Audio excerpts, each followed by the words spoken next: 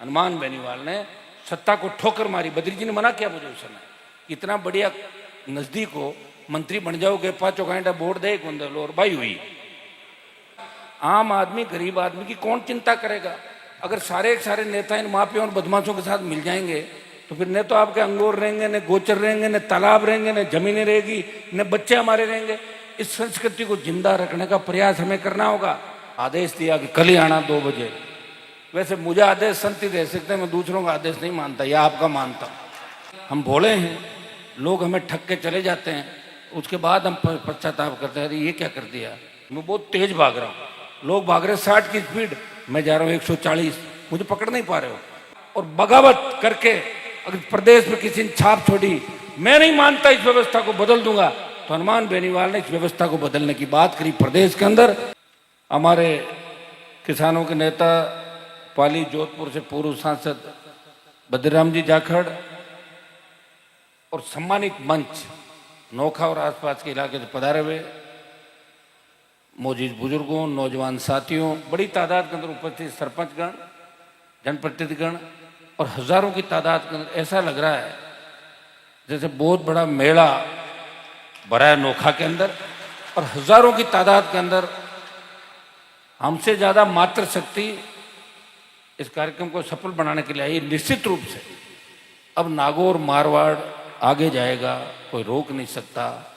और हम सौभाग्यशाली हैं कि वीर तेजाजी महाराज का जन्म हमारे यहाँ हुआ, जो 1000 साल पहले गाय की रक्षा करते हुए प्राण न्यौछावर किए। भक्त शिरोमणि मीराबाई को देख लो, फूलाबाई, कर्माबाई, दरियाव जी महाराज का रैन पीठ, 5 सिद्धा का अपन देखें, तमाम इस जिले के अंदर लोक देवताओं ने समय समय पे अलग जगाई और गौ माता की रक्षा के साथ साथ आपको एक नई दिशा देने का प्रयास किया।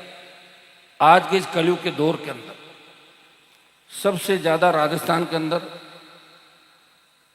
अगर कथा, धार्मिक आयोजन और मेरे हिसाब से लगातार तेजा जी के जो मंदिर बन रहे हैं तो देश में बनने लगे, हरियाणा, पंजाब, यूपी के अंदर। लेकिन नागौर के हर गांव ढाणी के अंदर लोग धार्मिक रीति रिवाज से, धर्म के नाम से गाय माता की रखवाली कर रहे हैं, प्रयास कर रहे हैं और अपनी संस्कृति को और हमारे गौरव को जिंदा रखने का प्रयास कर रहे हैं। वो एक रोटी खाते हैं लेकिन एक रोटी गाय के लिए रखते हैं। ये बहुत बड़ा त्याग और समर्पण अगर किसी का है तो हमारे लोगों का रहा है। निश्चित रूप से आज आप सबके दर्शन में कल रेण पीठाधीश्वर जी का फोन आया मेरे पास, इन्होंने आदेश दिया कि कल ही आना 2 बजे। वैसे मुझे आदेश संत ही दे सकते हैं, मैं दूसरों का आदेश नहीं मानता, या आपका मानता हूं। तो मैंने मेरे सारे कार्यक्रम रद्द किए। मैंने कहा 2 बजे की, मैंने कहा भगाओ गाड़ी, अब चलते चलते हो जाता थोड़ा सा। तो 2:30 बजे 2:40 पर आपके बीच उपस्थित हुआ। मुझे ध्यान है कि कथा के अंदर आप लोग कितने बजे आके बैठते हो, सारा काम घर का छोड़ के, माताएं बहनें बैठी है, सब लोग दूर दराज से अपने अपने साधन लेके आते हैं। ये कोई नहरी इलाका नहीं, या कोई रोजगार के बड़े साधन। शिक्षा भी पिछले 20 साल से यहाँ अपन कह सकते हैं कि जब रोड पे चलते हैं तो बालक बालिकाएं निकलते हैं, उनसे मैं बात भी करता हूँ। एक ही बात वो कहते हैं कि साहब कॉलेज बनवाओ, स्कूल खुलाओ, सब्जेक्ट खुलाओ। काश ये बात अगर 60 साल पहले हो जाती। 60 साल पहले जोधपुर, नागौर, बीकानेर, चूरू के अंदर अगर नहरी पानी आ जाता, हम लोग बहुत आगे जाते। अब हम गड़े मुर्दे नहीं खोदेंगे क्योंकि आने वाला समय हमारा है और हम जो चला गया वो वापस नहीं आएगा। जो है और आगे आने वाला, उसको अपने हिसाब से अपने को रास्ते को उसको बनाना। मैंने खूब प्रयास किया। आज इस प्रदेश के अंदर नागौर सड़क के मामले में संसदीय क्षेत्र नंबर 1 है, जहां पिछले 10 साल से सबसे ज्यादा इस संसदीय क्षेत्र में सड़कें बनी, स्कूल कॉलेज बने। 2018 से पीछे आप जाओगे तो 18 में मात्र 5-7 कॉलेज होंगे, 13 से 18 जाओगे 5-7-8 कॉलेज होंगे, और अब शायद जिले में 30-35-25 सरकारी कॉलेज। मैं फिर आपको कहता हूं, सरकार किसी की भी रहे, हमें बड़ा मन रखे आम आदमी को सड़क, पानी, स्कूल, बिजली, शिक्षा, इन चीजों पे महत्वपूर्ण काम हमें करना है। तब हमें ये नहीं देखना कि इसने वोट दिया, इसने नहीं दिया, उस गांव में वोट मिला है नहीं मिला। हमें उस इलाके के तमाम लोगों का जो विकास होगा तो अपना भी इस इलाके का हमारा विकास हो जाएगा, सबका विकास होगा तभी हमारा होगा। कोई व्यक्ति अपने एक घर का विकास कर ले तो फिर इलाके का विकास नहीं होता, उसके घर का ही होता है। और एक आदमी अपना विकास कर दो, जाति का विकास नहीं होता, उसका खुदगार उसके परिवार का विकास होता है। इसलिए सब लोगों, सर्व समाज को साथ लेके हमें आगे चलना है। जैसा कि गुरुजी ने भी कहा, आंदोलन की बात कही, निश्चित रूप से आंदोलनों में भी आपका ही नंबर 1 चल रहा है राजस्थान के अंदर। वीर तेजाजी महाराज का जयकारा लखनऊ तक चला गया। मैं देश के किसी भी कोने के अंदर जाता हूँ, कोई सा भी एयरपोर्ट हो, चाहे अगरतला हो, चाहे मेघालय के अंदर जाओ, चाहे गुवाहाटी के अंदर जाओ और चाहे मुंबई के अंदर जाओ, तेजाजी का जयकारा। और हमारी जाति के साथ साथ तमाम शेड्यूल कास्ट, गुर्जर, मेणा, यादव, सारे नौजवान माड़ी ये कहते हैं वीर तेजाजी महाराज की जय। तो ये तेजाजी के जयकारे के साथ हम आगे बढ़ेंगे। और हम तो ऐसे समाज से आते हैं जिन्होंने हर पंथ और हर धर्म को मजबूती दी। हम किसी धर्म का विरोध नहीं करते, हम किसान हैं, हर किसी का सम्मान किया। हम भोले हैं, लोग हमें ठग के चले जाते हैं, उसके बाद हम पश्चाताप करते हैं, अरे ये क्या कर दिया, गड़बड़ हो गया। लेकिन समय को हमें समझना होगा, और समय को जिस दिन समझ लोगे उस दिन अपना आप ये जो कथा का अभिप्राय है, ये समझ जो है उसी के अंदर है कि आप अपने लोगों के लिए क्या कर रहे हो। यहाँ घर जाके भूल जाएं और रात को सो के 3 दिन बाद गए, तो कथा थी, पहले मैं जाके आया था। ये जो बात कह रहे हैं गुरुजी, उन बातों पे हमें खरा उतरना, उन पे मंथन करना है। मैं भी कर रहा हूँ। हाँ, एक आध कमी होगी, मेरे अंदर गुस्सा आ जाता थोड़ा, इसलिए आता है कि मैं इतना काम नहीं कर पा रहा हूँ जितना मैं भाग रहा हूँ, उतनी पब्लिक मेरे पीछे नहीं भाग रही। मैं बहुत तेज भाग रहा हूँ, लोग भाग रहे 60 की स्पीड, मैं जा रहा हूँ 140, मुझे पकड़ नहीं पा रहे हो, इसलिए यूं हो जाते हो। तो आपको भी 140 भागना होगा। और या फिर मुझे ये कह दो कि हनुमान जी सो जाओ थे तो ऑर्डर, मैं चाह तो मेरी भी क्या 60-70 की स्पीड कर लूंगा। समझना होगा। खूब मजबूत किया लोगों को, प्रयास किया, नौजवानों को जगाया, लेकिन मजा कम आ रहा, क्योंकि नौजवान अभी भी माइंड सेट करके बैठा, अपने को 5 साल बाद इसको हराना है, इसको जिताना, ये करना, वो करना। हर आदमी एक ही बात कहता है, मेरा मौका लग गया, चौका मार दो, वापस टाइम मिलेगा नहीं, खा जाओ, लूट लो, ये कर लो। तो फिर आपका क्या होगा भाई, आम आदमी का? आम आदमी, गरीब आदमी की कौन चिंता करेगा? अगर सारे नेता इन माफिया और बदमाशों के साथ मिल जाएंगे तो फिर न तो आपके अंगूर रहेंगे, न गोचर रहेंगे, न तालाब रहेंगे, न जमीनें रहेगी, न बच्चे हमारे रहेंगे।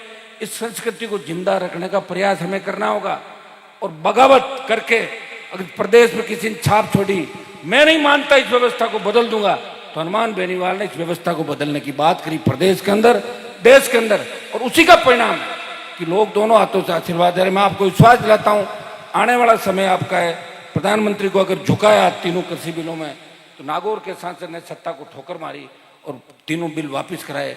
अब अग्निवीर की बारी है, सेना को जो ठेके पे दिया उसका विरोध कर रहे हैं। एक दिन अखबार में आप ये पढ़ना कि अग्निवीर समाप्त हुआ और पूर्व की भांति सेना भर्तियां लागू होगी। चाहे देश में पहलवान बेटियों की बात हो, या विकास की बात हो, या संघर्ष की बात हो, या माफिया के खिलाफ हुंकार की बात हो, जब थक जाते हैं लोग, सोचते हैं हम कहाँ जाएं, तब आपको एक चीज़ नज़र आती है कि हमारा भाई अभी बैठा है, हम वहाँ जाके करा लेंगे। ये गरीब आदमी गांव में झोंपड़ी में बैठा हुआ कहता है कि मैं हनुमान जी के पास जाऊंगा और ठीक कर दूंगा इस शासन वालों को जिन्होंने मुझे धमकी दी या जिन्होंने मुझे अपमानित करने का प्रयास किया। तो भाइयों, ये आपका आशीर्वाद का ही परिणाम है। देखिए, मुझे मजा आता है संघर्ष के अंदर। मैं तो 20 साल पहले सत्ता के अंदर आ जाता, कौन रोक रहा मुझे बताओ? सत्ता तो तैयार बैठी है, आओ हनुमान जी सवारी करो सत्ता की। लेकिन वो एक बार ही कर पाऊंगा, दोबारा फिर मेरे हिसाब से नहीं चल पाऊंगा। इसलिए मैं चाहता हूँ सत्ता पूरी आपके हाथ में आए। और जिस दिन सत्ता के अंदर आपकी एंट्री होगी तो न तो कोई पेपर लीक होगा, जहाँ किसान का खेत है उसको वहीं उसका राइट मिलेगा और रोजगार भी मिलेंगे, तमाम नदी नाले आ जाएंगे और व्यवस्था ठीक हो जाएगी। इसलिए सत्ता में हमारे देश से मजबूत लोगों को आने की आवश्यकता है, वो हमारे लिए नहीं आ रहे हैं, आपके लिए।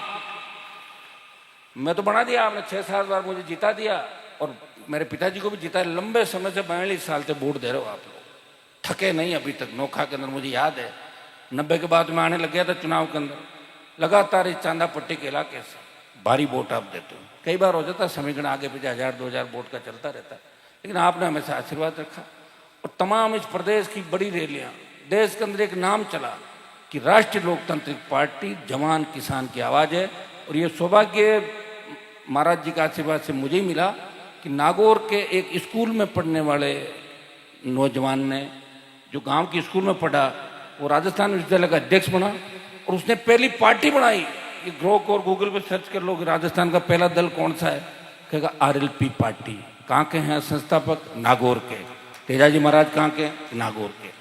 तो मैंने तो प्रयास किया और आगे भी करूंगा। एक संदेश आपको दूंगा, बच्चों को पढ़ाओ लिखाओ, समझदार बनो, छोटी मोटी बातों में झगड़े मत करो, खाओ खाने दो, जियो जीने दो, खुद भी जियो। ऐसा नहीं जैसे आदमी जाके कोई एक कमजोर है उसको जाके मार दो, ये कर दो, उसको तंग करो। ये एक मैसेज ये अपने समाज के अंदर जो गलत दिशा में 20% लोग जा रहे हैं, इनको भी हमें रोकना है। रोकेगा कौन? अपन रोकेंगे, पंच पटेल रोकेंगे, सरपंच रोकेगा, प्रधान रोकेगा, MLA रोकेगा, MP रोकेगा, या समाज में जो अग्रणी लोग हैं वो रोकेंगे, साधु संत रोकेंगे। ये तो यही तो व्यवस्था, सामाजिक व्यवस्था, और क्या। ऐसे तो फिर पुरानी जो व्यवस्था थी उसमें इसमें अंतर क्या होगा? पहले राजाओं का राज था, राजा साहब ने कह दिया वही कानून है, राजा कहते थे कुछ भी ये हो गया वो हो गया, वही चल जाता था। अब लोकतंत्र, अब वोट की ताकत से आप सरकार बनाते हो, आप वोट देते हो, और वोट में ये नहीं देखते कि ये पढ़ा लिखा का अनपढ़ है, पैसे वाला गरीब है। हर आदमी वोट देता है, और वोट हर आदमी देता है, इसलिए बद्री जी और हम यहाँ खड़े हैं। अगर हर आदमी वोट नहीं देता अपन आता ही बना। हम कहते जो जो शहर में वोट दे रहे वहीं चलो, अपने क्या यहाँ क्यों आएंगे। तो वो, और हम आपके हैं, इसमें कोई दो राय नहीं। और आप बहुत प्यार करते हो मेरे से। मुझे याद है 98-97 के दौर के अंदर जब मैं आया था, तो मैं खुद 20-20, 30-30, 40-40 प्रोग्राम खींवसर में अटेंड करता था। मुंडवा सीट हुआ करती थी, लेकिन अब इतना टाइम आपको नहीं दे पाता। मुझे राजस्थान में जाना पड़ता है, लोकसभा में जाना पड़ता है। फिर भी कोशिश ये कर रहा हूँ कि मेरे जीवन का हर मिनट मेरे भाइयों को मिले, मेरे जीवन का हर। लेकिन मैं एक चीज चाहता हूँ, थोड़ी समझदारी करो, थोड़ा सा एक चीज का ध्यान रखो। अगर नोखा कार्यक्रम है ना, तो पहले नोखा ही जाना है। जयपुर है तो पहले जयपुर जाना। अपन करते क्या, नोखा जाते तो यूं चलोगे, इधर चलो, फिर नोखा, इतने में तो नोखा वाला चला जाएगा कार्यक्रम। तो पहले लक्ष्य क्या है? लक्ष्य है कि पहले लक्ष्य ये है, सेकंड ये, थर्ड ये, फोर्थ ये, जीवन के अंदर ये होना चाहिए। विभाजन करो, ये काम जो रोज उठो जना करो, और पहलो काम हो है, दूजो है, तीजो, अरे तो पहलो उठाई को नहीं, चौथो ला, तीजो गाल पीछे कर दे, ओ जो काम। तो यही तो प्रॉब्लम है, और इसलिए मेरी सीटें कम हो गई। आप जानते हो ना, होशियार कर दिया घना। मैं बागला फेंके जो फेंक दिया, बागला उठ गया जगह जगह, उठ पाचा ठाना आया को निकल गया, यही हुआ। और क्या महाराज जी, तो तक को तैयार करने में कोई कमी नहीं छोड़ी।